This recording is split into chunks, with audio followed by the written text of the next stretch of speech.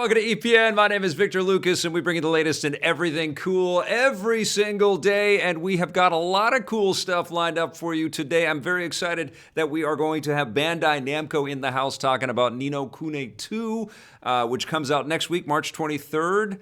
Which I believe is next week. Yes, okay. And I've been playing a little bit about it, and we're going to find out a whole bunch more about it today. I'm excited about that. We've got some new information about Far Cry 5 for you. We're going to be playing some classic games, talking about some classic games at Buried Treasure, and reviewing an up-and-coming game for you as well. But let's get started with your rundown. Today, it is going out to Gen X Gamer. Great content.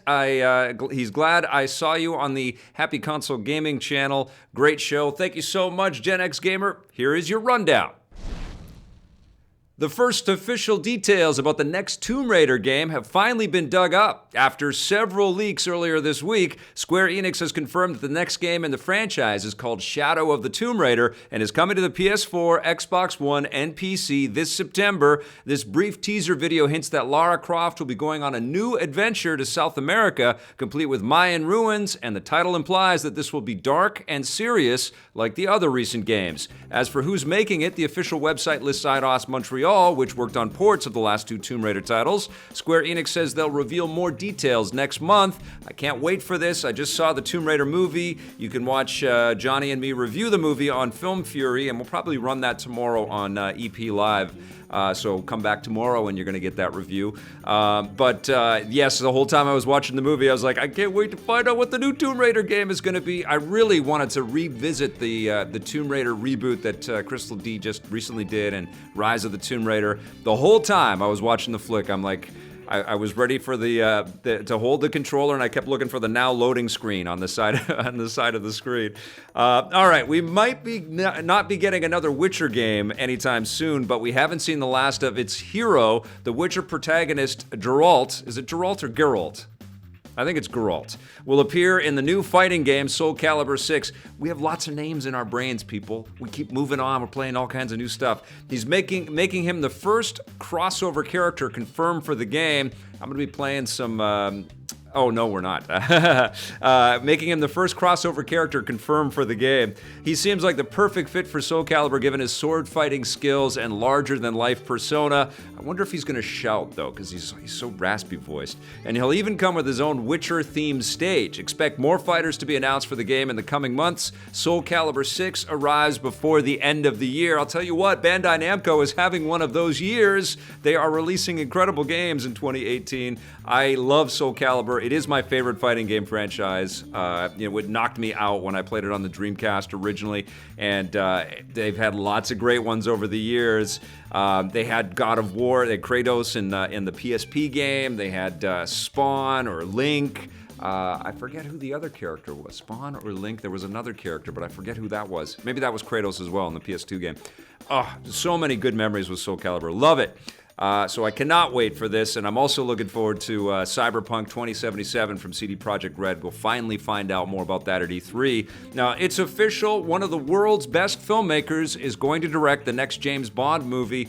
This is incredible. Trainspotting 28 Days Later and Slumdog Millionaire director Danny Boyle has confirmed that he's going to helm the next 007 entry. Boyle revealed the news while speaking with the UK newspaper Metro, adding that he's currently working on the script with his frequent collaborator John Hodge, and filming is expected to begin later this year. No story details have been revealed, but we do know that the new movie will see Daniel Craig return to the lead role. It hits theaters in November 2019. I think this is a perfect pairing. Danny Boyle just keeps kind of improving as he's maturing. He's coming up with all kinds of new ways in to tell his stories. I love Trainspotting 2. If you haven't seen that movie, you got to see it. It really, it shows a filmmaker at the top of his game with a real sort of control of the craft. That's exactly what we want with James Bond, and I'm actually super psyched to see Daniel Craig kind of take the role again, and hopefully this will be the fire that he needs to be super inspired and build us something cool, something with an older Bond, and I've said this before on the show, but I'm excited to see that kind of Logan-esque paint job on our new James Bond. I can't wait. Another big PC and console game is being squeezed onto smartphones. The action-packed dinosaur game Ark Survival Evolved is getting a mobile version for iOS and Android devices. Studio Wildcard promises that the mobile port will have the same gameplay as the other versions, including both the single-player campaign and the full persistent online multiplayer world. Incredible. Bringing the whole game to smartphones isn't going to be easy, but judging by this trailer, the gameplay looks pretty similar, albeit with an expected drop in visual quality.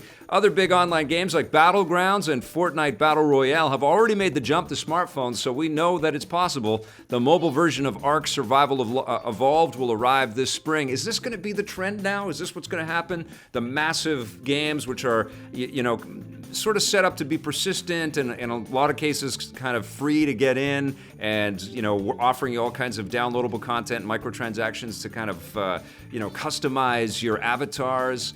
Are they all coming to mobile? I'm cool with that. I've kind of shied away from a lot of mobile experiences recently because there was a lot of samey kind of stuff. But if they're going to be like the full console experience or the full PC experience on mobile, that's kind of a nice way for the game industry to take that territory back and pull it away from all of these match 3 copycats that are out there. All of these kind of gross ways to kind of addict people and suck money out of their pocket. If we're getting full games, I think that is very cool, and we'll see where that leads. It won't be much longer before The Crew 2 crosses the finish line. Ubisoft has announced that their racing game will finally hit the PS4, Xbox One, and the PC on June 29th.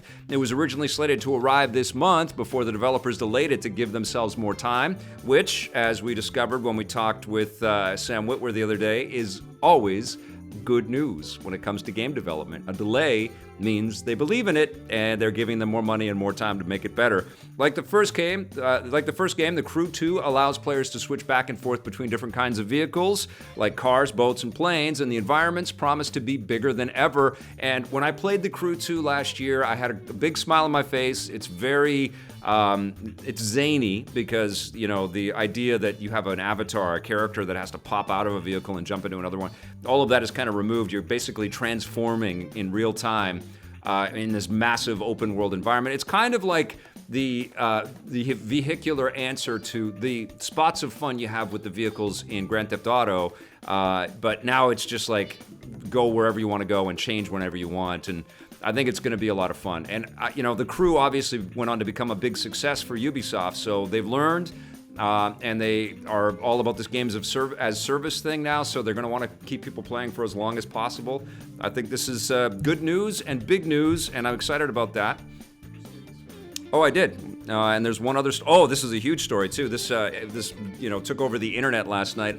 If you've ever wanted to see celebrities fight each other to the death, Fortnite is about to make it happen. Epic Games has announced that they'll be hosting a special event at E3 called Fortnite Party Royale, where 100 celebrities will compete against each other in the massive Battle Royale game. It's not by an accident either. They're making this announcement right now because last night rapper Drake made a surprise appearance alongside Twitch streamer Tyler Ninja Blevins, where they played the game together, and it was a huge sensation. Expect Epic's event to be even bigger. They haven't provided a list of who will be coming, and E3 takes place this June. The internet was blowing up last night. I don't know if you guys were on Twitter or Twitch or anywhere games touch, but everybody was raving about this huge news because it wasn't just a massive celebrity playing with a massive streamer. It was it broke records for Twitch. There were hundreds of thousands of concurrent viewers. It was basically like a mainstream, highly rated television show with these two sort of playing together cooperatively in Fortnite. And it was really amazing to see, and it brought a ton of attention to the game. So congratulations to Epic. They are absolutely killing it with Fortnite. This, I think, is the right move. I know it's a little cheeseball to count on celebrities to kind of raise the profile, but it's a system that has worked for Hollywood and the music industry for hundreds of years, as long as these people actually play. And they're not just, and I'm not trying to throw shade on Snoop Dogg, or some of the other celebrities that have played at recent tournaments and stuff. As long as people aren't just getting stoned and going and trying to collect a paycheck and just an appearance fee, I'm hoping that these people actually play the game.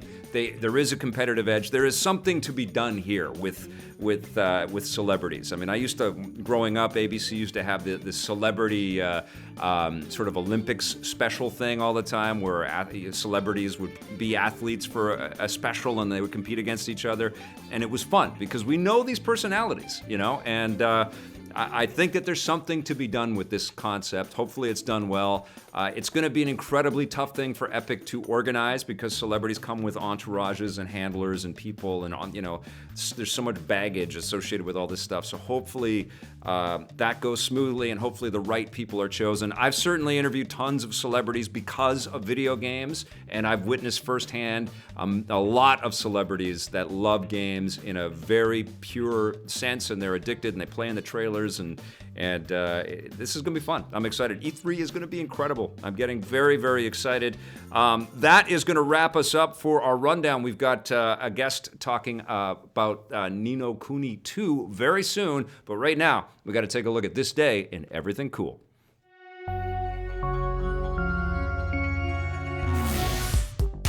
Welcome to This Day at Everything Cool for March 15th. March 15th, 1972 was a day moviegoers got an offer they couldn't refuse. Francis Ford Coppola's The Godfather premiered in New York City with a wide release following a few days later. Bada bing, you blow their brains all over your nice Ivy League suit. Based on the best-selling gangster novel by author Mario Puzo, the film told the story of the Italian-American Corleone family, focusing on the tragic rise to power of the youngest Corleone son, Michael, played by Al Pacino. The film became the biggest hit of the year and one of the best-reviewed movies of all time, with critics praising Coppola's direction as well as the use of cutting-edge camera and editing techniques. The Godfather went on to win Best Picture at the Oscars and spawned an even more successful sequel a few years later. We don't talk about the third one. Just when I thought I was out, they pulled me back in. On March 15th, 1985, history was made on the World Wide Web. The very first internet domain name was registered, Symbolics.com, and it was registered to a computer company called Symbolics Inc. This was the first .com domain name, starting the trend of companies and organizations launching their own websites under the .com domain. The World Wide Web was still a novelty in 1985 and wouldn't become mainstream until at least the mid-90s. Computers aren't just for browsing the web, you can also play them to build your own city. On March 15th, 1998, SimCity 3000 was released on the PC, becoming the third big entry in the city-building simulation series. It introduced several new features that have since become commonplace in the franchise, like 3D graphics, deeper city management aspects like waste disposal, and the concept of interacting with neighboring cities. SimCity 3000 was also the first game in the series created after developer Maxis was purchased by Electronic Arts, which still owns them and the franchise to this day. All right, we have got an awesome guest today to talk about a game that I am incredibly excited about, and spoiler alert, I've been playing it, and it's beautiful. It's Ni No Kuni 2 Revenant Kingdom. I hope I got all the titles right. Stephen Akana is joining us from Namco, Bandai Namco, and we're going to find out about this game, which is a sequel to a beautiful game that you guys worked with Studio Ghibli on with the original one. But this is a very different experience, isn't it, Stephen? Yeah, in comparative to Ni No Kuni Wrath of the White Witch, that one had a very childlike bedtime story kind of feel, where in Ni No Kuni 2 Revenant Kingdom, the team really wanted to look at, let's bring in a little bit more maturity, let's kind of step up the age a little bit and completely revamp, the gameplay system, complete new cast of characters, but in all of its wrapping, it's still undoubtedly Ni No Kuni and that same magic that one would expect. Yeah, and I noticed that you guys have a similar art style to the first game, even if you've moved away from a direct partnership with Studio Ghibli this time. Yeah, for Wrath of the White Witch, we partnered with Studio Ghibli to do all of the animated cutscenes. Okay. Because at the time, PlayStation 3 was a great console, but to be able to basically imagine these scenarios and scenes, we really wanted to make sure that it had that Studio Ghibli pop and feel. For Ni No Kuni 2, the team, they're working on PlayStation 4 and PC, and with the power that they're able to utilize now, they were able to take the in-game engine and create all the from the actual game engine itself. So that's one of the main reasons why we're not necessarily working with Studio Ghibli directly. Yeah. Oh, we got a hit. We've lost Steven here for a second. I don't know if there was some Wi-Fi hiccup over there on his end. Hold on, I'll dial him again. Let me see. It is live. Okay, I stopped it. And I'm calling him again. Let's see what happens here.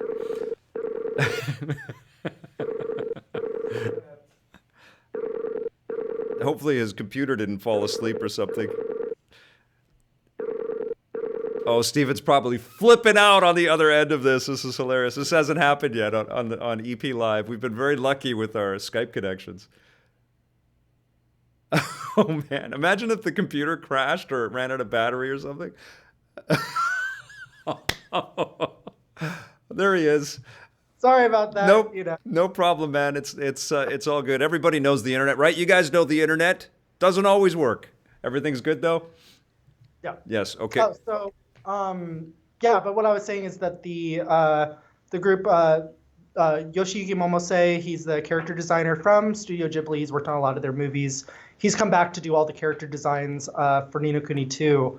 And Joe Hisaishi, who did all of the compositions for basically all but 2 of Studio Ghibli's films. He's done the orchestral score for Ni No Kuni 2 along with the Tokyo Philharmonic Orchestra. So there's still that feeling that everyone's going to have of this pedigree that comes from Studio Ghibli. Awesome. With which there was a different style of combat and a different way to play the game, and this time you're making it, I think, a lot easier and more accessible. You're trying to broaden the scope of it, but is there any trepidation of or concern that people that love the first game aren't going to be as into what you guys are doing with the second game?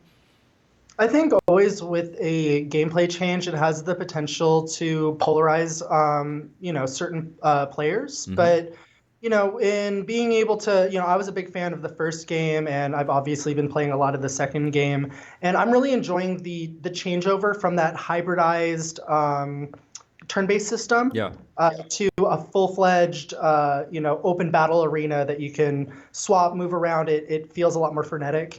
And it is a little bit more forgiving for people that maybe aren't hardcore RPG or even JRPG gamers. It's something that can help them get into that type of gameplay experience without some of the barriers of, the hybrid turn-based system was something that played to people who played a lot of classic RPGs and then put a little twist on it. Yeah. But for someone who might not play those types of games, it might be like, oh, what am I doing? Yeah. So we're in this interesting era right now because there are fewer games of this scale being invested in and being built for us, which kind of creates this interesting opportunity. And we're seeing games like Dragon Ball FighterZ and Monster Hunter World become massive successes. Nier Automata is another one. Is it... because the Japanese have a way of constructing their games that isn't just going to change based on just market conditions. There's an artistic kind of quality to the way that they build their games. Is it exciting to kind of see that there's a more open field now for people to become aware of a game like this? Oh, most definitely. I think there's a lot of those kind of older gems that were like, highly rated, but no one played it. Yeah. And I feel like that era is kind of gone away a bit, where a lot of these titles that are being developed in Japan and even just, other places globally, there's a lot of development that's emerging in Brazil, other areas of Europe, where these other developers that are coming up with really cool ideas are getting a lot more visibility and mindshare amongst gamers. Awesome. And what would you say to those folks out there that maybe bought Ni No Kuni 1 and thought, oh, this is beautiful, but it didn't leave a huge impression on me gameplay-wise, or it was a little too easy, or, what is going to attract people that liked the concept but maybe didn't love the game for the first one to your new one? I think that, the additions of where the team's really gone to look at what was their perception on what they put out with Wrath of the White Witch internally, and where were areas that they saw that they could grow and improve. But not just from an internal perspective, they really sourced out feedback globally from players and being able to look at, what was the drop-off point for players? Like, what was maybe a barrier for them to progress, and how can we smooth those experiences out? And I think once people jump into Ni No Kuni 2 Revenant Kingdom, they're really going to see what the team's done to express the pace of the game and make sure that it has a flow and an experience that really reaches hardcore gamers and casuals all alike. Awesome. I want Blake to run some footage and show off the beautiful gameplay here. I've been dancing around getting into too much detail about the plot because I don't know what you guys want to spoil or not. But maybe give us a loose kind of idea of what we're doing in this sequel here. Sure. Go for it. In Ni No Kuni 2, it starts off with Evan Pettywhisker Tildrum. Mm-hmm. He's the king of Ding Dong Dell. It's a city that people who played the first game would be familiar with, Mm-hmm. but think of Ni No Kuni 2 as like it's a same sandbox but different toys. Okay. So whole new cast. Evan is in Ding Dong Dell. It's a place where cats and mice live in harmony, Yep. and mice end up actually turning and ousting Evan as king. And in doing so, Evan, he starts off very timid, very unsure of himself. But in gathering people around him, it builds his own confidence and strength to become the king that he is meant to be. So in an early sequence, there's a gentleman, his name's Roland, and Yep. he's the character that comes from Ichi no Kuni, which could be equated to our world. Yep. And he comes into Evan's world, and he used to be a president, so he sees a lot of qualities in Evan that's similar to himself, a lot of positive leadership qualities in him, and decides that he wants to mentor him to become a king. See, that really shocked me, that opening sequence. I didn't want to get too much into it, but there is some shocking stuff in there. And there's some heavy stuff almost right away, because you think this game is just going to be a cutesy, kiddie type of experience, like from a surface level. But it certainly isn't that. And I didn't know how much you wanted to reveal about Roland and sort of his history. But I guess it's out there. People know a little bit.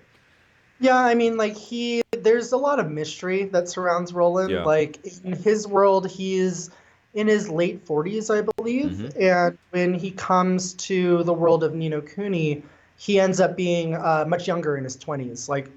But Roland he rolls with a lot of I'm in a new world. Okay, well, let me check things out. Oh, I'm younger. I look great. So, there's a lot. There's not very much that really shocks him. Yeah. Which is very interesting. Yeah. Well, there's a lot of familiar aspects to the game design here. We're traipsing around, fighting monsters. There's some stealthy kinds of mechanics in the game that I've noticed so far.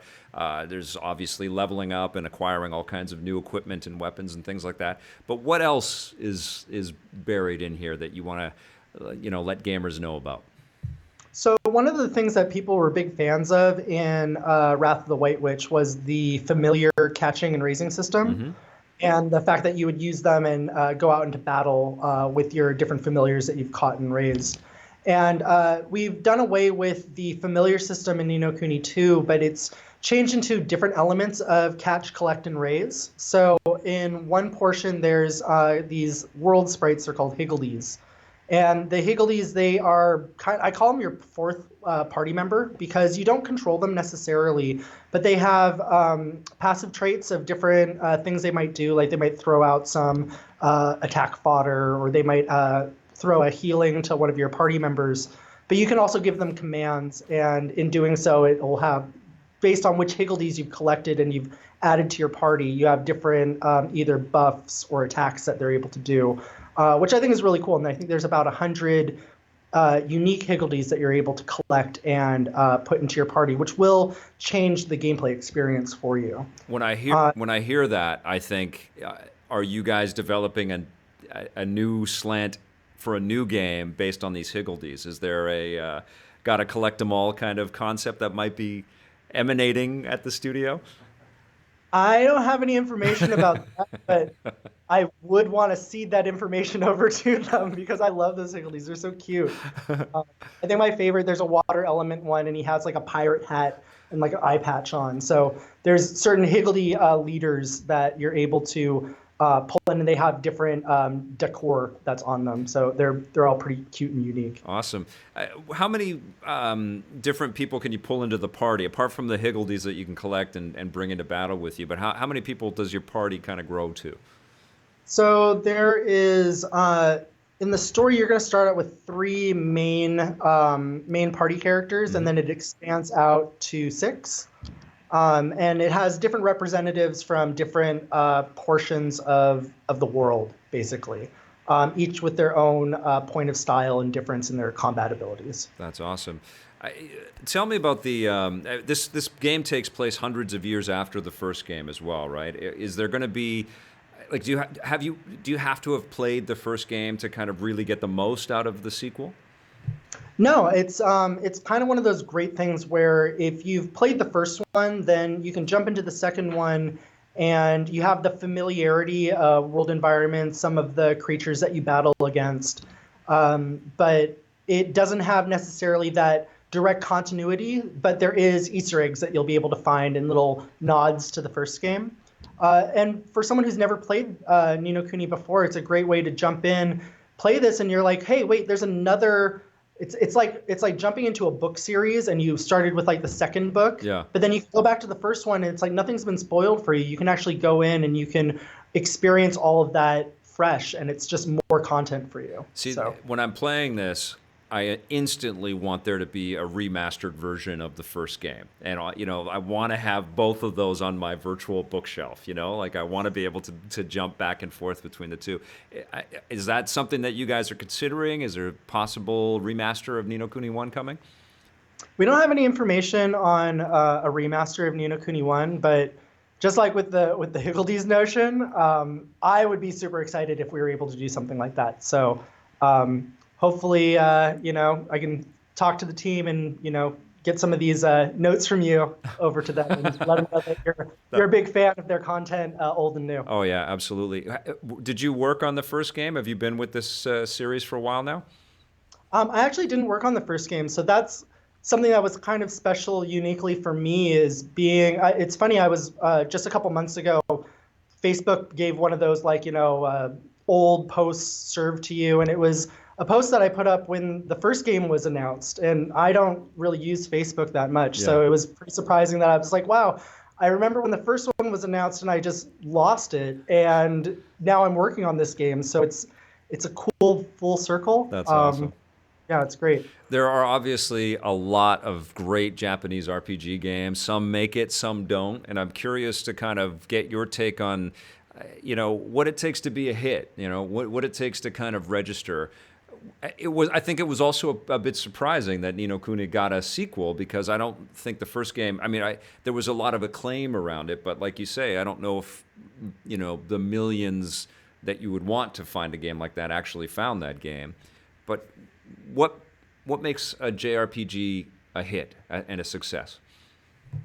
I think, definitely thinking about, you can't just take a title and simply do a direct translation of the content and present it to a different world market and feel like that's going to resonate with them. So from a development standpoint, you have to think globally, and you have to think about access and being able to make sure that the story that you're conveying really speaks to all these different markets in the right way. So when looking at the way that the team has localized this title, there's a lot of work that went into all of the voice casting and making sure that certain jokes were rewritten to really work with that language and locale. Yeah.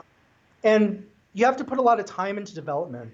The proof is really in the effort, where if you're working on something that perhaps is 1 year development, you might not have that same impact as something that really has taken a lot of time and planning to be able to craft and execute. Can you think of anything more risky in the video game world than to develop a giant role-playing game?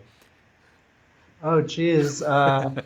Maybe developing a giant role-playing game, but then testing out new tech. Yes, or like imagine doing this for VR or something like that. Yeah, like some sort of AR Ni No Kuni hybrid. I think that might be a little bit difficult, but You heard it here hurt first, folks. Announced today an AR Ni No Kuni. Woo! yeah, that would definitely be challenging. Yeah. Justin Bennett says the kingdom building looks amazing. You want to tell us a little bit about the kingdom building in the sequel?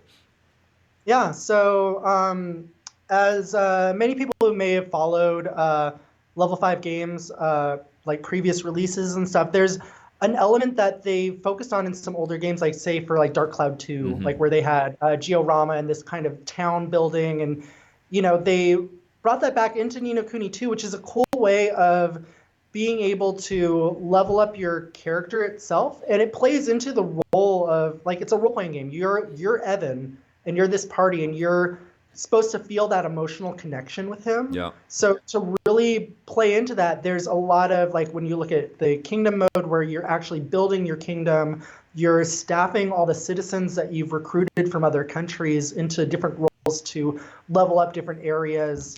Or even if you look at the skirmish mode where there are these, large scale, like RTS style battles that feels like a general or a king that's actually commanding an infantry. So there's all these notes that Level 5 really wanted to make sure that they added that can give the player that feeling of, this is what it's like to be a king in this world. Like, you're Evan, you're this king. Let's give you a bunch of gameplay that really speaks to that and really drives that message and also that feeling that you get when you play the game. Very cool. Now, this is a PlayStation 4 console exclusive, and it's on the PC. Is that correct? Yes. Doy Owen wants to know when it's coming to the Nintendo Switch. Don't have any news on Nintendo Switch. It's only on PlayStation 4 and PC. Yeah, that must be the question you get every day. When's it coming to the Xbox? When's it coming to the Nintendo Switch? Yes. Yes. No, like you name most, and I think the thing that's cool is that there's fans out there that are so down to champion their console of choice. Yeah. I think that, having different consoles that are available, that some have, multi-platform games where, they get it out to everyone, and some have console exclusives because maybe it plays to a certain function or feature of the console. There's a lot of cool balance that goes on, but I think that having that spread in competition is great. Yeah. But also really, even though sometimes people are just like switch, or, they're calling out all these different platforms.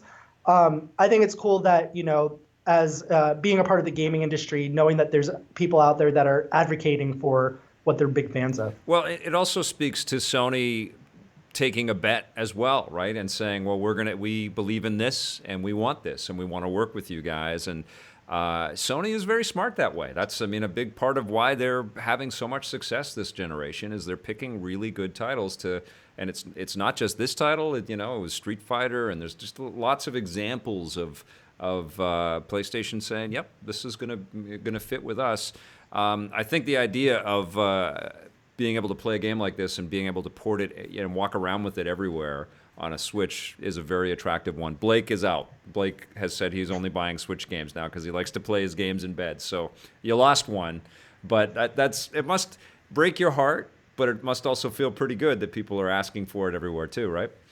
No, and I actually wouldn't even say that it breaks my heart really. It just means that I need to work harder to convince them that, Sony's been an amazing partner and it's an awesome platform. So Yeah.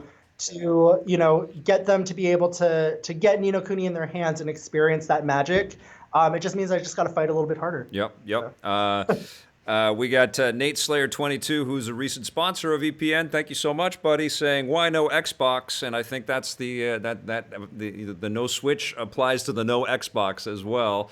I'm playing it on the PS4 Pro, and it's gorgeous. It's gorgeous to begin with. What did you guys add to make it even more gorgeous on the PS4 Pro?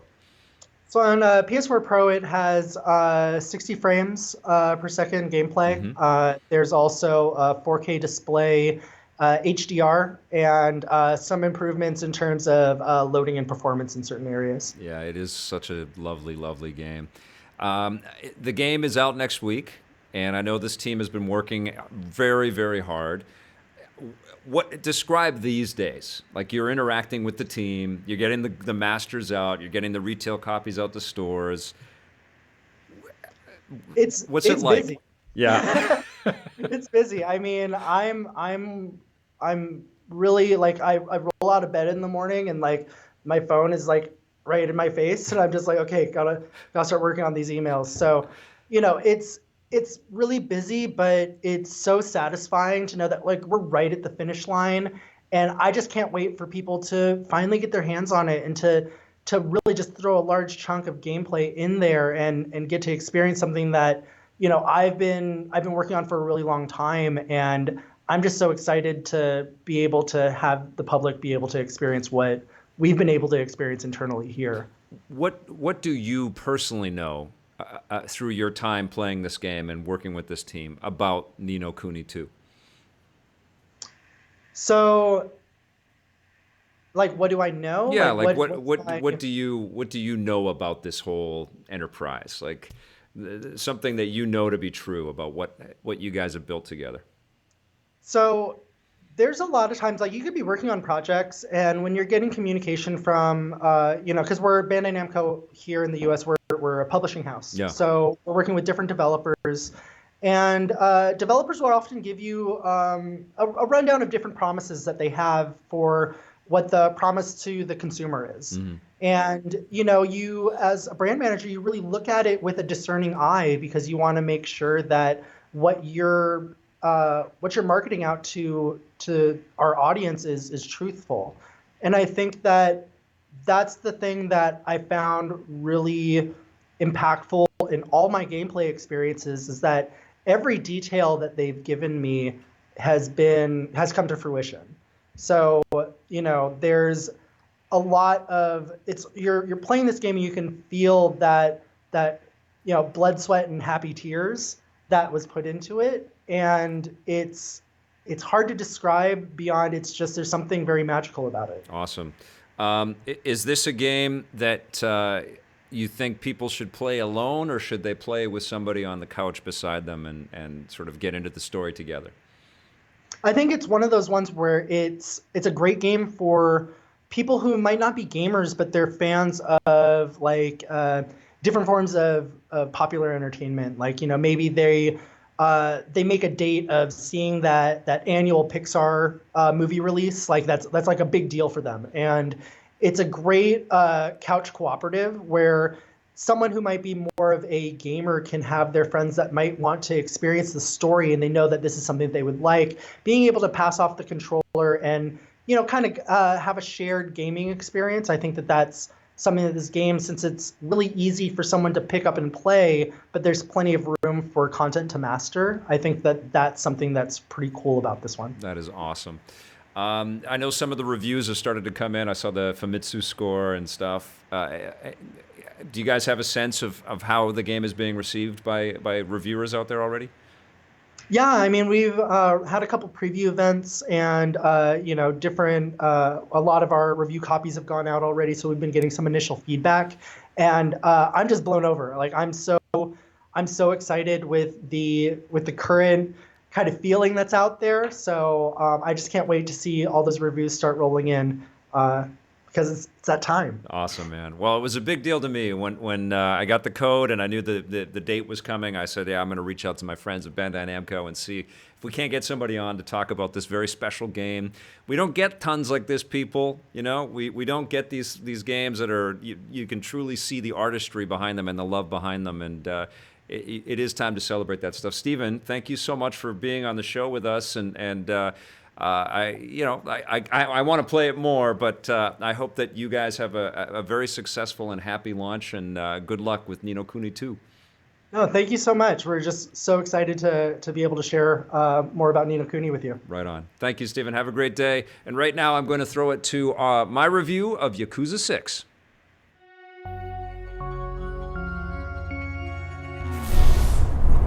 念仏でも唱えとけ。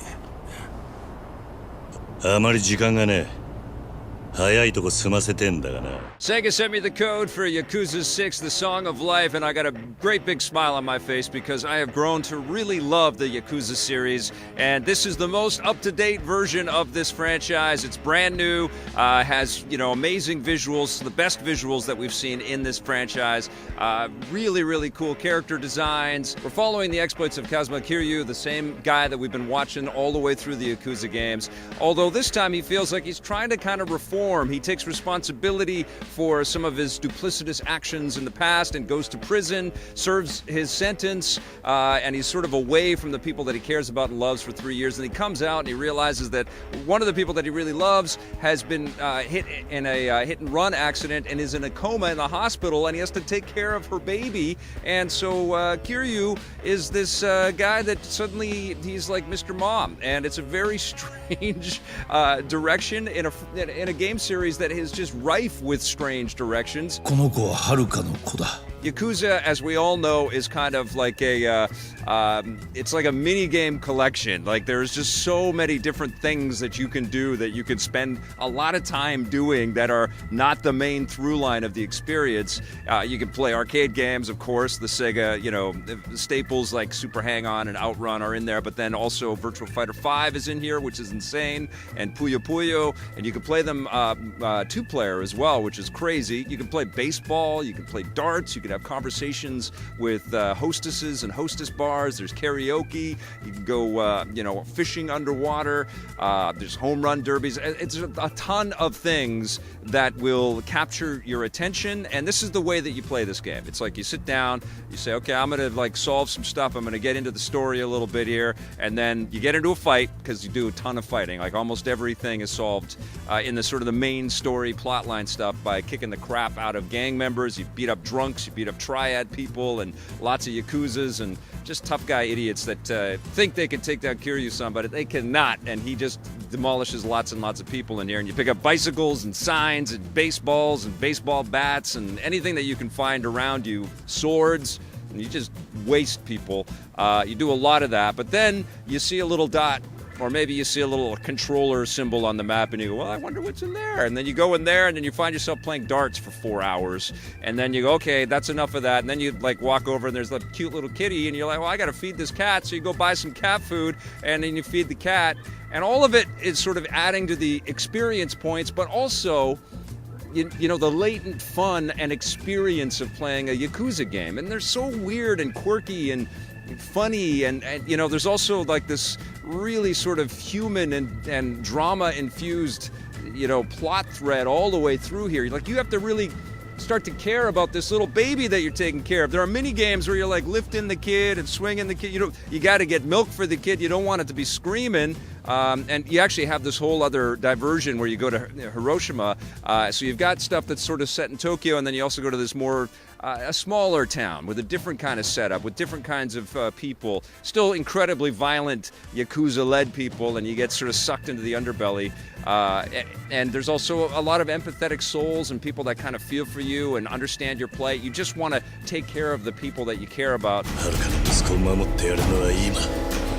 It works on all of these different levels against your better sense, because there's a lot of really long expository cut sequences. Thankfully, you can skip through a lot of the dialogue that just takes a long time to get through. Like it's, okay, I get it. It's beautifully rendered. It's really nice, but you see a lot of the same repeated themes and a lot of the same types of conversations, a lot of the same sort of encounters. Like same things happen as you encounter these people over and over again. But you also get sucked in. This is a great game. Again, I'm hooked, man. I think Sega has got a lovely franchise with the Yakuza games, and they're very hard to put down. I mean, I do feel like because I've dipped into this well a few times now on this system, I kind of get it. I wish they would maybe take a little breath. Like I was playing a little bit of Kiwami not too long ago when I reviewed Yakuza 0. So a little breath now before we get more, but still hard to disqualify Yakuza 6 as anything less than really, really fun. I'm going to give Yakuza 6 an 8.5 out of 10.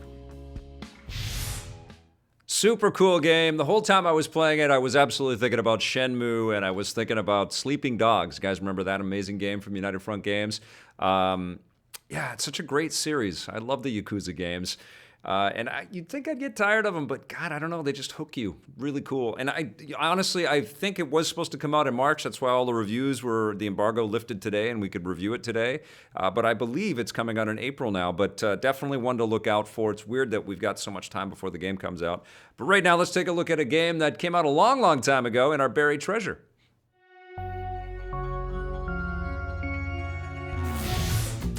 There's a classic PlayStation 1 game that is my buried treasure today. It's called Brave Fencer Musashi, and it's a top-down action-adventure game. It looks like it's just going to be like a traditional square RPG from back in the day, but it's really not. It's really kind of an action game. You're also exploring these different areas and dungeons and stuff like that, but the hacking and the slashing in this game was so fun, and I loved Musashi's giant, crazy, cool hair, and the sword combat was really solid. It was almost kind of, it wasn't Zelda, it wasn't that, but it was refined and fun, and it starred a cool hero, and it of course had fantastic music and nice production, and there was more to it than just hacking and slashing. There was, RPG type elements in this thing as well, but it was accessible. I remember loving this game when I had it back on my old PlayStation 1. You're gonna have to dig around for a machine that's gonna be able to play this thing. Remember, the first launch PlayStation 3s were also PlayStation 1 backwards compatible, so there's a little tip for you.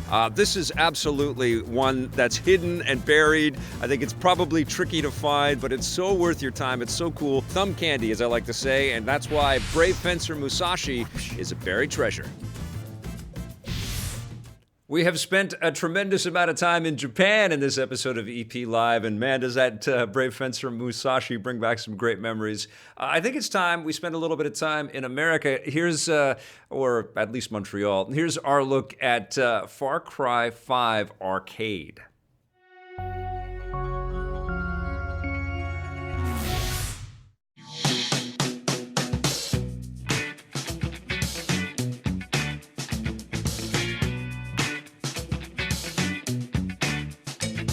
We found out about a brand new mode for Far Cry 5. It's called Far Cry Arcade, and this here is my friend Clark Davis, who is the lead designer on this new mode. Can you sort of encapsulate it for us? Because when you say Far Cry Arcade, you're thinking we're walking up to an arcade machine and we're just going to start shooting at things, but there's a lot more going on here, right? For sure, yes. Yeah. Far Cry Arcade is our platform for players to build, create, and share their own maps with themselves, their friends, and the community. And I would assume that the Far Cry Arcade moniker kind of represents the fact that this is a lot easier to create than in previous Far Cry map modes, I would imagine.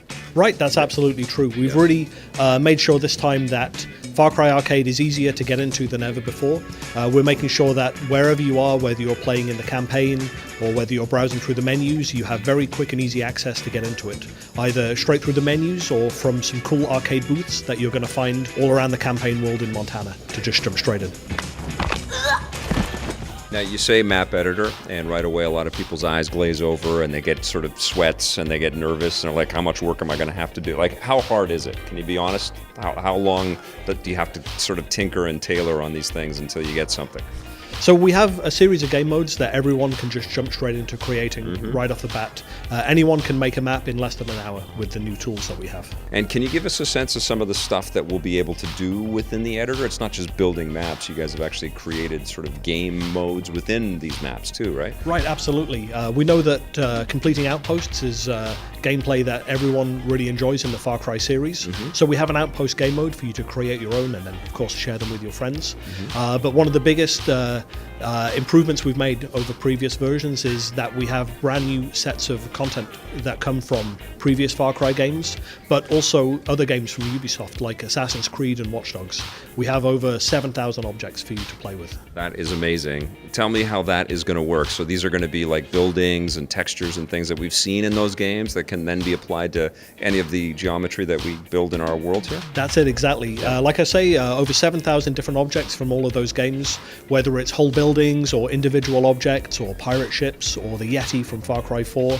There's no restriction on how you can mix and match any of this content. It's really up to you and your imagination. So how is that going to work then with the, taking from other games and stuff? Are we going to be able to see characters that we've seen in those games? Like, is Ezio going to suddenly pop up in Far Cry? Right now, we're really focusing on a lot of content from Far Cry 5, Yeah. As well as looking to those like buildings and objects from other games. Mm-hmm. So from Far Cry 5, you can expect to see a lot of the different characters, the enemies, the civilians, and so on. The full roster of wildlife. So all the animals you're going to see in the main game: bulls, bison, wolverines, boars, deer, moose. And even skunks. And like I say, you'll have the Yeti from Far Cry 4 as well. So I guess the door is open, though, to opening for lots of other types of games to pop up in here, and also maybe some characters and things like that that we've seen elsewhere. So after we launch the game, we're really going to look at all of our opportunities to see what new packs of content we can bring in. There's definitely some surprises we have that we're not quite ready to talk about yet. But absolutely, we'll be listening to our community as well to see where we go and how we can deliver new content to everyone. And I guess you're also going to do something to kind of highlight the best maps and work with the community to kind of point people to really cool sort of, versions of game design ideas that are going to be in the Far Cry arcade, right? Exactly. At launch, we'll be able to put the spotlight on featured maps that we think are the best that the community are offering. And through the rating system, the community can help to upvote stuff, and everyone then can see good trending content. And then as developers, we're going to be running some map jams after launch. So we'll be able to give the community some themed competitions to work around, really galvanize them and get their creative juices flowing. How are you, because I imagine you kind of have to launch with some of this stuff already prepared. How are you doing that? How are you already working with the community? Yeah, the Far Cry arcade team are already building maps for us so that we'll have at launch. Yeah. And we already have worked with our community, a select group of people who've been building maps with us all the way back to Far Cry 2. We have a really good relationship with them, and we even brought some of them into the studio a few months ago to introduce them to the new tools and the new content, and to give them a chance to build some maps ahead of time. Are you also going to build in like a small single player sort of campaign to kind of walk us through how some of the maps could evolve? Right now, what we're really focusing on is what we call our shared progression system. Yeah. So what we really want to make sure is that people who can jump in and out of the campaign at any time can be well rewarded, and to see that their time is equally valued by being spent in Far Cry Arcade. So all of the things that you can win in the campaign, money, clothes, vehicles, weapons, are fully usable inside the arcade, and vice versa. And then what are you going to do with the, the extended content later on? Are you guys thinking of these as content packs that people, like map packs basically, that people will pay for? Or is it going to be you can earn them through play, or how are you sort of shaping that? Well, we really want the map-making community to not be restricted at all in what they can build for us. Yeah. So with maps and map objects, everything that we launch with is completely free. There's absolutely nothing to be paid for there at all. And as we move forward, right now there's no plan to charge for any of our map packs. Again, we're really looking to listen to our community and take their feedback on board as we continue to add new features and new content after we launch the game. So people will be able to play PvP, some cooperative missions that they design, or single-player campaign type missions, basically anything in this. Exactly. Like I say, for the first time, we've really managed to bring together all of the different game modes that we had separately in previous versions of this feature. So for the first time ever, you're going to be able to play multiplayer games, single-player and co-op maps, all in the same time. Did you guys think at all about maybe doing some third-person kind of work with the map editor? Is that a possibility with Far Cry Arcade? Well, Far Cry is, of course, traditionally a first-person game. Yeah. That's where our focus is, absolutely, for now. But what we do have is an avatar customization system where you can get clothing items and show them off in co-op and in multiplayer modes. And in the menus, you'll be able to see your character in third person. What would be a dream for you that a player from the community does with Far Cry Arcade? What are you hoping to see when people get their hands on this? I think the real proof of the system has been how much variety people have managed to get out of it. When we look back at what was done in Far Cry 4, people created maps with so much variety, things we'd never thought we'd see from a Far Cry game. And now by adding in content from other Far Cry games and even other Ubisoft franchises like Watch Dogs and Assassin's Creed, we really think that the community has got more tools and more power than ever before to just make whatever they want. So we're really looking to see how far the community can take it. You want players to make a better game than Far Cry 5, don't you? That's really what you want, right? Come on, you can be honest, Clark. Come on. What can I say? I think the best thing is that you can create experiences in the map editor that are nothing like you've ever seen in Far Cry, and there's absolutely no restrictions on the content. You win. So Ubisoft's Far Cry 5 Clear Your Calendar comes out March 27th. And good luck having any kind of social life or doing anything else except playing Far Cry 5 and then doing some Far Cry 5 arcade. Great comment here by Doi Owen. That's the way to do it. Let people build content for your game for free instead of charging them to buy prepaid stuff. Increase engagement without pissing people off. Ubisoft, I'll tell you this. You know, you guys, I did an hour-long, really fun interview with Dan Hay. Got to know him, got to meet some of the other team members, obviously, about that are killing themselves to make this game. They really freaking care. They want to build something phenomenal with Far Cry 5. And yes, you know, they've been pretty consistent with the quality, but also they keep coming out. But I think they have challenged themselves internally to build something really, really special. We're going to find out very soon. Excited as hell. And I think everybody has been paying attention to publishers pissing players off out there. So we're going to see a lot of reaction to that in 2018. It's going to be very interesting. So I'm going to be playing, I thought we've talked about some pretty cool buried treasures, and we had a great classic gaming conversation yesterday with Josh Sway about the Midway days. I've had this sitting on my PlayStation 4 hard drive for a long time. This is the Atari Flashbacks collection that 18 games put out. They also made a standalone Genesis thing that we didn't really reveal. It got a lot of bad buzz and stuff out there. But this has a whole bunch of arcade games and also classic Atari 2600 games. This is a game called Black Widow. I thought I'd play a little bit of that, and we'll do some Let's Play and chat. So if you've got any comments or questions, my boy Blake is going to join us right now. And Hi, everyone. Let's put 15 minutes on the clock. And let's take a look at some classic days of gaming. So please do scroll back. And thank you, everybody that's joined us for this live show. And thank you once again to Nate Slayer 22 for joining our sponsor group. You guys are fantastic. I think Nate might have been a sponsor before, and he just renewed it. Oh, that's cool. So that's cool. That's very sweet. I appreciate that very much. So if you've got any questions or comments, let us know. Blake will be scanning through the thread there, the chat thread. And let's see. Oh, I think I do this. Vic, all these games came out before I was born. Yeah, these are very, very old games. And honestly, this is, look, it's 1982. Can you read that? Yeah, MCML. I wasn't even born yet. My parents hadn't even met in 1982. Me too. I wasn't born. I didn't even know what video games were until, okay, all right, enough with the lies. Let's play a little Black Widow, okay? I have never played this, but I realize that it is, it's like... This is with Scarlett Johansson, and she's a superhero. She's Natasha Romanoff. She wasn't even born in 1982, was she? Nobody here was born in 1982. Nobody on this stream, nobody watching, nobody like hosting anything. None of us. 82.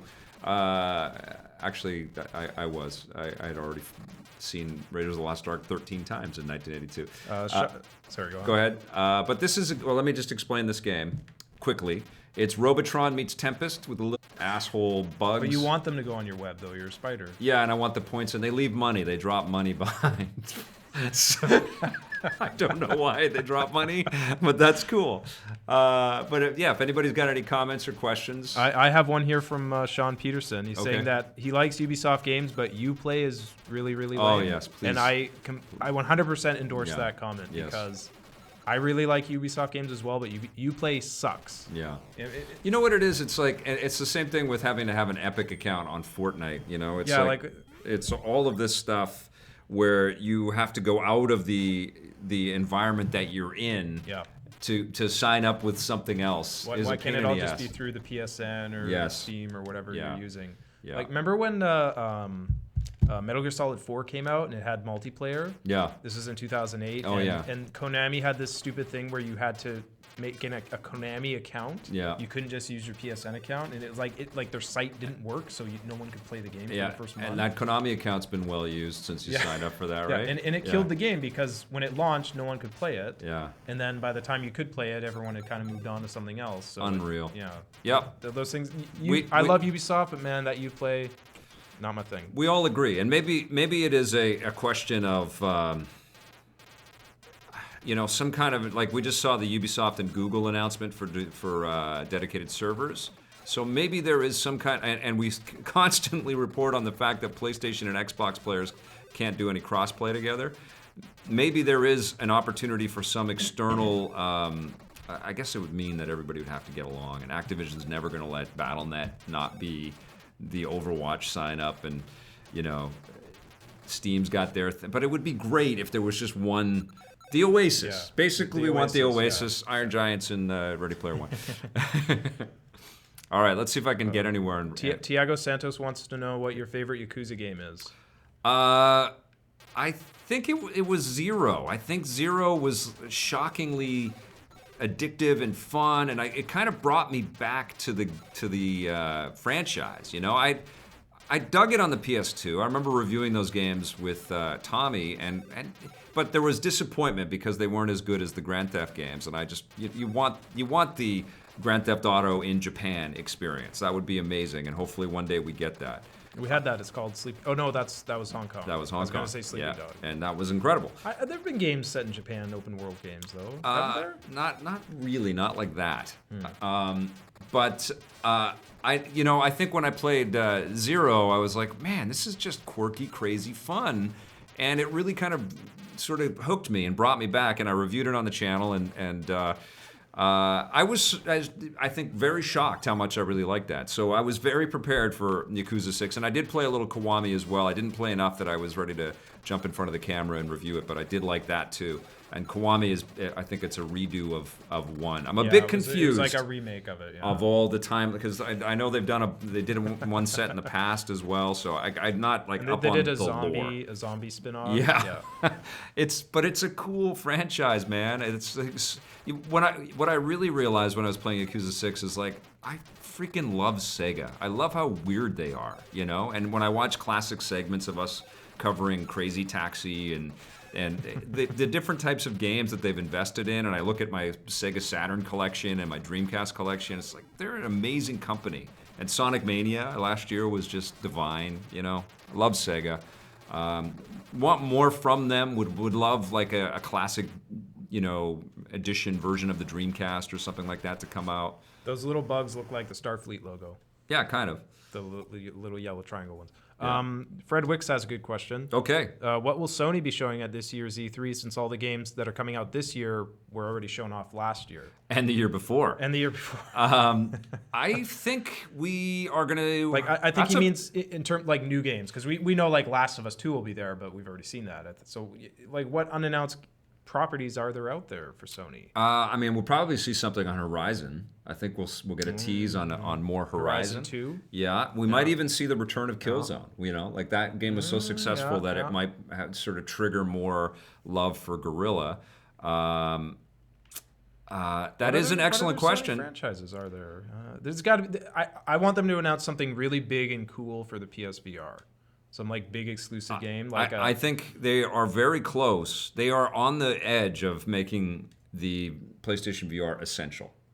Moss was another step forward into that. And if the cost keeps dropping with different incentives and pack-in games and exclusives, so I think we will get some news there. But in terms of like on the screen, kick-ass technology, I'm playing one of my favorite games now of all time. This is Tempest. This is based on a Shakespeare play, right? Yeah. I play the Artful Dodger in Tempest. I don't know any of the characters. In terms of a classic, we might see something new on Uncharted. Maybe another return the return of Nathan Drake. Doyoan says Last Guardian 2 in 2028. Yeah. That could be one. I guess he's not. Fumito Ueda's not with Sony anymore, is he? No. So I guess he broke. He broke apart from there. I think we'll see Blood Rain. Do you know what I want Sony to announce? Bloodborne 2. Bloodborne. Yeah. Well, like from Software. Oh yeah. Yeah, I think we'll see that. Blood. Isn't it? It's Bloodborne, isn't it? Yeah. My brain wanted to call it Blood Drain. Yes. There's a lot of blood, and there was Battleborn. There's Born. I was thinking Blood Drain, and I'm like, what? There might be. something. Bloodborne 2. Yeah, because they said that's a franchise for them now. So They might have something more on Spider-Man as well, because Spider-Man is going to launch in May, and in June would be like there might be something on Spider-Man. I bet you there'll be a Spider-Man game next year. When does God of War come out? In May, right? Yeah. So it comes out before No, E3? God of War is in April. So God of War is going to have a big DLC expansion announced at E3. That won't Probably. be. I mean, that's an excellent question, Fred. And, you know, I wouldn't be surprised. I wouldn't be shocked if there is a portable PS4 announced. I wouldn't be shocked. I bet you that would be coming in December at the PlayStation Experience event. I think it might be a little too soon for that. Well, if they... Because the Switch just became a hit 6 months ago, right? They better not do the PlayStation 5. They're not going to do that yet. That would piss the hell out of everybody. They'll do the PlayStation 4 portable before they do the PS5. Yeah. But yeah, Do you guys want a PlayStation 4 portable? Yes. I mean, I do. That would be amazing. But I'd love to hear from the... I mean, would you feel like they're just totally ripping off the Switch, and it would just be a show of lack of originality from PlayStation if they did that? Or would you give a crap and just say, I want that so much that I really want them to do it? Because that's where I sit. Like, I don't care, you know, what the external look is. I just want that. I would love to be able to play PS4 games anywhere. They have to be doing it. The Switch is too successful for them not to be doing it. They're all so successful unto themselves, and they're also very stubborn with the way they conduct their businesses. All of them, all three of them. Yeah. That there's no saying that they have to be doing it at all. Like Microsoft would be fantastic if they did a portable Xbox as well. That you could just log into your account and play all those games. Be amazing. PlayStation, what are they going to show? That is a great question. They clearly let us down last year because it was just here's another trailer from the games that we got you excited for. Why didn't they announce The Last of Us 2 at last year's E3? Yeah. That would have saved their E3. Right. It was so boring just sitting there watching and they didn't announce anything. Yeah. Yeah. I hope E3 this year is great. I hope Valve announces Half-Life 3. I want to see Metroid. I want to see Smash Brothers on the Switch. I don't think Valve uses E3. I think they use the International or something like that. I'm just being kidding. I'm just being funny. I want Microsoft to announce a Halo. You know, a new Halo. I want to be impressed at E3. I like being impressed at E3. They will probably have the PS4 Pro will be the spec of the PlayStation 4. That will just be what the PlayStation 4 is called, and it will probably drop in price substantially. I wouldn't be surprised if the PS4 Pro is the PS4 and it goes down to like $250 or something like that. That'd be smart. That would be very huge. Sony could sell some kind of 4K TV that ties into it, maybe. Yeah, maybe they add 4K Blu-ray support and backwards compatibility, or some kind of online, an improvement to PlayStation Now, or some kind of membership thing where they have the whole archive. Oh, there's a good one. Square Enix's Avengers game. We're finally going to get that. Yes, I think we're going to see a lot of Marvel love at E3. I also think we're going to see a new Batman.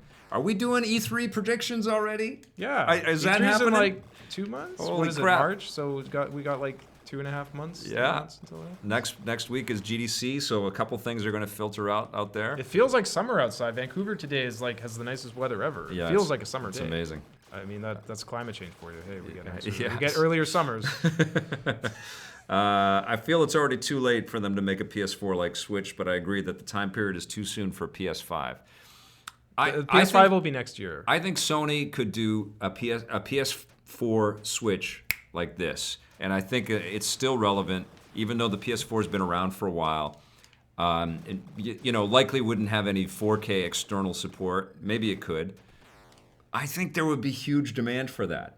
Yeah. I think that would be a very successful product. But you were saying that they're not going to make it, so.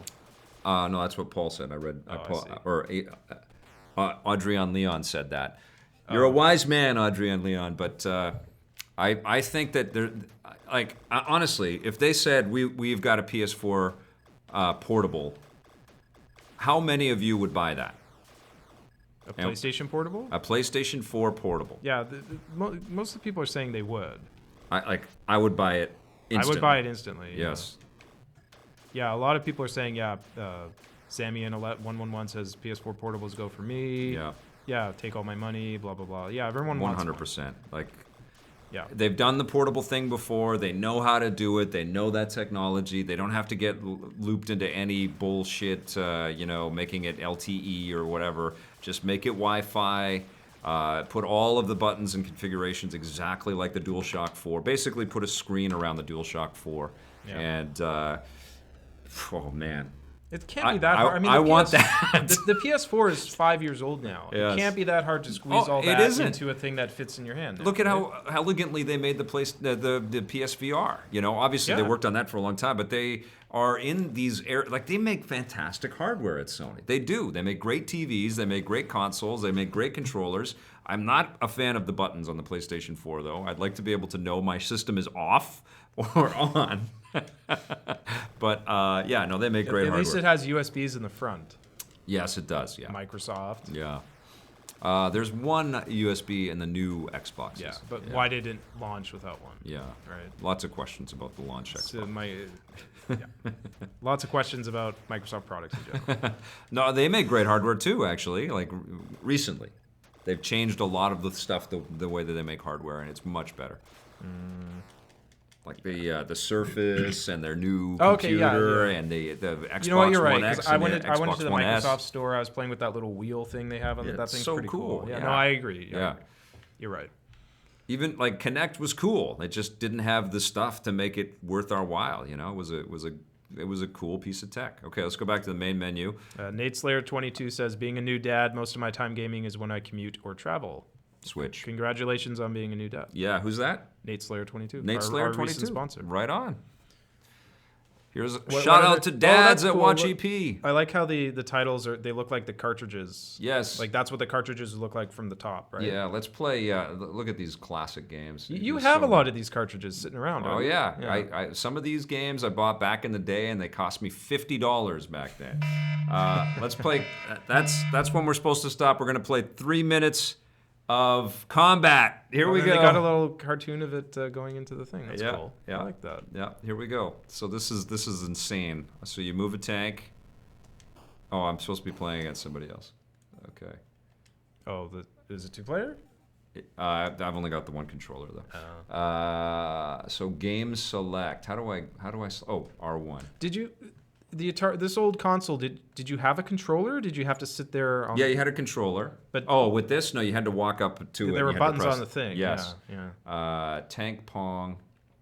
I don't know if you can. There's invisible tank. I can't remember if there's. Oh, there's biplanes. I can't remember if there's. 1 versus 3. Here we go. Oh no, somebody controlled the 3. I don't remember if there's single player. I can't remember. So I'll just. I don't remember because I wasn't born. Yeah, no, the controller for the Atari 2600. Look at these graphics. This was the pack-in game, by the Used way. to have to use your imagination.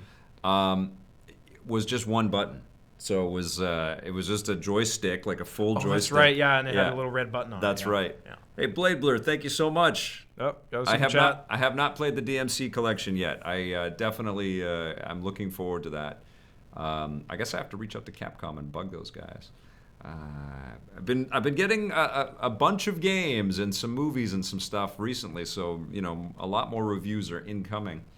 And I want to go back to Burnout Paradise for sure.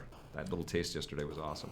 Okay. Doyoan is pointing out that on the original Atari, there was no single-player version of a multiplayer game because there was no AI. Ah, right, yeah. Okay. They don't have ET on this?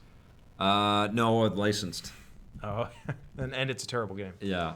But you have an ET I have ET, cartridge. yeah, absolutely. I bought that. I think I paid $50 for that. Games were $50 when they were this shitty, which is insane. So I played the arcade Tempest. Let's see what the 2600 version of Tempest looks like. Oh my goodness. Oh my god. Oh my god. Right?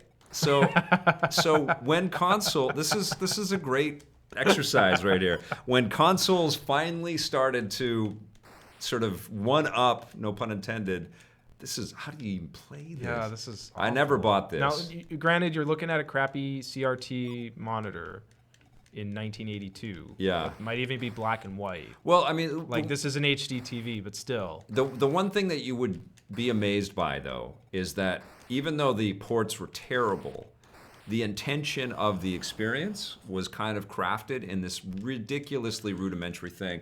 And honestly, it's these games that fed into my love for the idea for Electric Playground. Because when I was a kid playing these things, I would imagine the majesty of the experience. I would extrapolate in my head what I was looking at and what I was seeing. And the feelings that I would get from here were still very profound. They were still very they registered, like it really it meant something to me, and I was amazed by I think that. kids still do that today with games. I mean, Yeah. I use my imagination playing N64 games to fill in the holes and fill in the things I wasn't seeing, and that, you can do that with games today too. Yeah, but today everything is much closer to hyperreal, or they're 3D sort of interpretation. Like this is miniature golf, and if I put this screen up for anybody right now, they would be, is this adventure? What is this? Like I would not be able to tell from this screenshot what game I was looking at. I think you can still use your imagination for games. Maybe not as much, but I don't even know what I'm supposed to do. Okay, what is this game called? It's mini golf. So you're putting that ball. Yeah, but it's going. I don't know if I have to hold it down for a while. This is terrible. It is moving when you do that. But I feel like I'm eating it and then I'm moving it forward. This is so bad. Like this is an unplayable piece of crap. I did not buy that game, and I'm glad I never spent money on that. Real Sports Boxing is kind of crazy because they had they had voice chat and stuff like that in here. Okay, here we go. Where's my one button? Fredwick says the box art was always better than the game. Yeah. That's true today as well. That's something that hasn't changed. Yeah, but it was really true. And so, Fred can remember too, like you'd take it home and you'd be like, well, this game is not like the box at all. Like this, I feel very ripped off. And also the screenshots also made these things look incredible. And the commercials. Well, I remember the Medal of Honor 2. Yeah. Was that the one that was Saving Private Ryan ripoff where you stormed D-Day? Yeah. And I remember the commercial for it was like this beautiful pre-rendered thing, Yeah. and then the game didn't look anywhere near as good. Oh yeah. And I remember being so pissed off For the at EA PlayStation for that. 1? Yeah. Yeah, PlayStation 2. Yeah. And I was like, this doesn't look as good as Taking a does. rest. Yeah. Well, that was cool. Oh, you saw a little bit of my library there. Okay, one more game and then I gotta go. Real sports boxing. All right, let's see what I can. And I like how the titles are so generic, just like football, basketball, There's Combat 2. slot machine. Radar lock. I can't even What remember is that. slot racers? That sounds interesting. Well, that one I'm just gonna be pressing a button and the car is gonna go. Look at this thing, dude. But like even compare this, like we did a story in This Day and Everything Cool about the Magnavox Odyssey. Yeah. Like that was literally just a light square. Yeah. Like 10 years before you didn't even get this. I don't know what I'm supposed to do here. It's like it's doing it by itself. Are you doing anything? Like I don't know. I mean, I'm pressing the X button and it just starts over again. Like how did this is so bad. How did people even know what they were doing? What is Pong Sports? What is Look at that? this. I got Sword Quest Earthworld. They did a huge World. competition with these games, and people could win money, and they could be a part of the game. Yeah, they got Sword Quest Waterworld, Vic. So here's certain. Oh, that looks pretty good. These were huge. They made comic books. They That did looks the whole great. thing. They have whoa. Yeah, they had 3D. That looks awesome. Okay, so that's Earthworld or whatever the top That looks one. great. That looks really good. That Earth- looks better than I've seen NES games that look. Okay, now worse let's than look at Fire World. Okay. that. I like how you have an actual animation of his feet moving. That's really cool. This was later in the Atari's Okay. sort of run, and developers were Yeah. always. I mean, they're still finding hacks and ways to make things look better. Ed Fries, who worked at Microsoft, made Halo for the Atari 2600. Yeah. Yeah. How? He reverse engineered some stuff and Is it like 3D? no, it's like a 2D version. I've never played it. I'd love to play it. I should get Ed on the show. He'd be an amazing guy to talk to. Should I talk to Ed Fries? You guys want me to talk to Ed Fries? That would be fantastic. So what do you do? Maybe I could do something with Shane, with Seamus Blackley and Ed Fries, and get both of those guys on EP Live. Oh, Nate Slayer 22 is asking about the Atari box. That's that new console they have coming out. Yeah, they're showing stuff off at GDC. I'm gonna wait until they ship the thing before Is I it bug just going to them. be these kind of games, or is it going to be some of the newer systems? Here's Waterworld. You know what? I don't think I've ever played this damn game. Okay, so it's like This is based on the Kevin Costner movie, right? well, it's the same. This is all part of this franchise that they tried to make, and this is like Jungle the Hunt, Kevin man. Costner movie is not based on this game. No. This came out probably 15 years before that movie. Sword Quest. There's the letter I. There's a magic bottle. I mean, this and some doesn't- shoes. This looks better than you Womp would womp expect. womp womp. And I like the pseudo 3D. Oh, I see. I made it to that area, and now I'm gonna make it down to this area.